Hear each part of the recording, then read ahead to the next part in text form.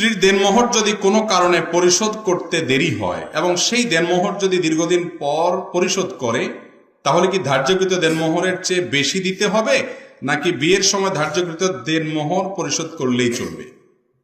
গুরুত্বপূর্ণ প্রশ্ন। দেনমোহর তো নগদ দেওয়া, এটা এখন সোনার হরিণ হয়ে গেছে আমাদের সমাজে। সবাই দেনমোহরের ক্ষেত্রে ফাঁকিঝুঁকি করে। নগদ যেটুকু লেখে কাবিননামাতে, সেখানে লেখে উসুল এত টাকা। এই উসুলের মধ্যে বহু 2 নম্বরই হয়। বাজার করছে 50,000 টাকা, উসুল লেখে 1 লাখ টাকা। বিয়ের অনুষ্ঠান, মেয়ে পক্ষ লজ্জা শরমে কিছু বলতেও পারে না যে কোনটা কত দিয়ে কিনছেন, হিসাব দেন, ভাউচার জমা দেন, এটা বলতেও পারে না। এই সুযোগে ছেলে পক্ষ মিথ্যা কথা লিখে দেয়, 50,000 1 লাখ বানায় দেয়, 1 লাখ 2 লাখ বানায় দেয়। আছে না নাই?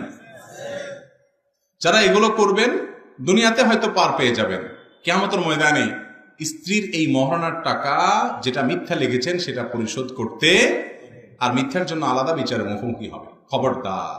এই জন্য আমাদের দেশে মেয়েদেরকে আমরা সব জায়গায় ঠকাই, সব জায়গায় ঠকাই। ইসলাম মেয়েদেরকে রানী বানিয়েছে, রানী, মর্যাদার আসনে বসিয়েছে।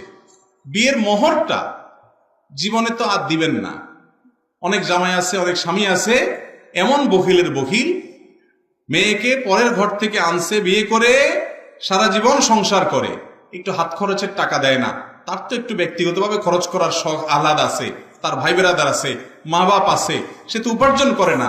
আপনার সংসারের জন্য গাদা খাটনি করে জীবন শেষ করে ফেলে, আপনার ছেলে মেয়ে মানুষ করে, যেগুলো আপনার কাজের লোক নিয়ে করা লাগতো সেগুলো সব সে করে দিচ্ছে, বেচারি কোনো কিছু করতে পারে না।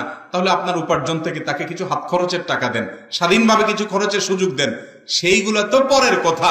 সারা জীবনে একবার দিবেন মোহরের টাকা, সেখানেও 900 করে 10 টাকা দিয়ে বলেন উসুল 20 টাকা, আর বাকি যেগুলা বাকি সেগুলা বাকির নাম ফাঁকি।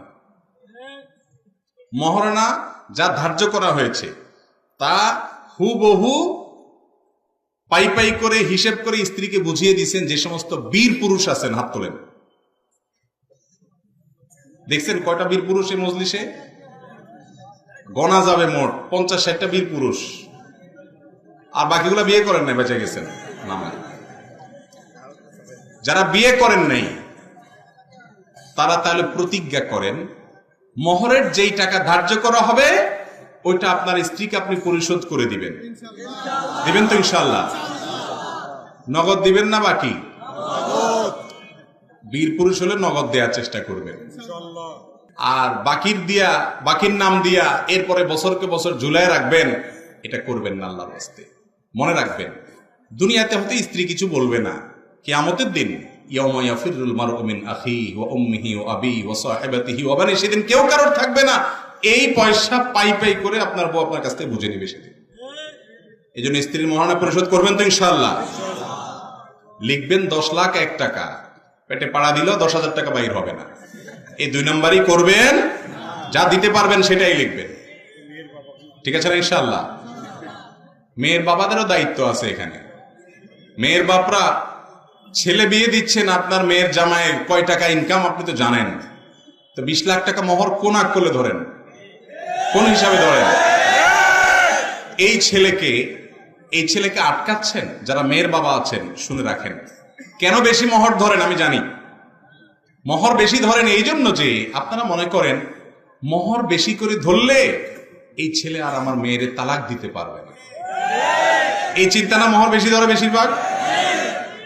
এটা একটা খুব বাজে চিন্তা। কেন বাজে চিন্তা আমি বলি, বিয়েই হইল না এখনো, আপনি আগে থেকে নেগেটিভ চিন্তা করতেছেন যে বেশি টাকা দিলে ছেলেকে আটকাই ফেলবো, সে আর তালাক দিবে না। যে অমানুষ, যে জুলুম করবে আপনার মেয়ের প্রতি, মোহর 1 কোটি টাকা ধরলেও সে অন্যায় করবে। আর যে ভালো মানুষ, সে আপনার মেয়ের প্রতি জুলুম করবে না যদি পরিমাণ মোহরের কমও হয়। আমাদের বাপ চাচারা যারা ছিলেন, আগের যুগের মুরব্বীরা যারা ছিলেন, স্টেজে যারা আছেন, সামনে যারা আছেন, ডানে বামে যারা আছেন, খবর নেন তো মোহর কয় টাকা ছিল? অল্প কিছু মোহর ছিল, ঠিক না? ওনাদের বিয়ে আমাদের চাইতে টেকসই ছিল না আমাদের চা টেকসই? বেশি টেকসই ছিল না? শুধু টেকসই বেশি?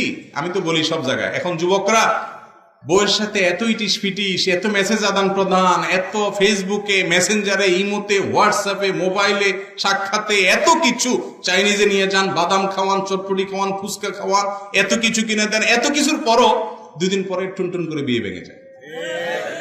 আর মুরব্বীদের জিজ্ঞেস করে দেখেন, সারা বছরে একটা শাড়ি দিতে পারে নাই, সারাদিন বউয়ের চেহারাটাও দেখতে পারে না, কারণ বউয়ের রান্না বান্না নিয়ে ব্যস্ত আর স্বামীর কাজকাম নিয়ে ব্যস্ত। ওই রাতে একটু দেখা হয়েছে, ততক্ষণে হারিকেন সব বন্ধ হয়ে গেছে। মেসেজ আদান প্রদান তো পরের কথা, আলগা কোনো মহব্বত দেখানোর সুযোগও বউয়ের সাথে পাই নাই চাচারা, ঠিক না বে ঠিক? এরপরও এখনো চাচিদের সাথে যে ভালোবাসা, এটা সুপারগুলোর চাইতেও টাইট। আর আপনাদের যুবকদের ভালোবাসা এখন সব মেড ইন চায়না, টুনটুন করে ভেঙে যায়, ঠিক না বে ঠিক? অতএব আমাদেরকে মোহর বেশি হলেই যে বিয়ে টিকবে এমন কোনো কথা নাই। মোহর কম ধরবেন মেয়ের বাবারা, খেয়াল রাখবেন তো ইনশাআল্লাহ। ভাই আলহামদুলিল্লাহ, যে প্রশ্ন উত্তর দিয়েছিলাম সেটা প্রায় শেষের দিকে ছিল।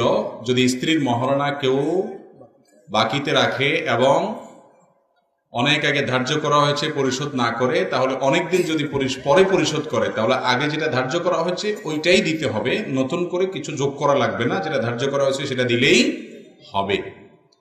ধার নেওয়ার মতো, যে কেউ যদি টাকা ধার নেয় তাহলে সেক্ষেত্রে মুদ্রাস্ফীতির উপরে ভিত্তি করে কম বেশ করে দিবে না, বরং যে টাকা ধার নেবে অনেক বছর পরে দিলেও সেই টাকাই পরিশোধ করবে। তাতে গ্রহীতা বাহ্যিকভাবে ক্ষতিগ্রস্ত হয়তো হচ্ছে, কিন্তু সুদ থেকে বাঁচার জন্য এইভাবেই পরিশোধ করতে হবে। অতএব আপনার স্ত্রীর মহারণা পরিশোধের ক্ষেত্রেও অনেক পরে দিলেও আগে যেটা ধার্য করা হচ্ছে সেটাই দিবে। আল্লাহ আল্লাহ।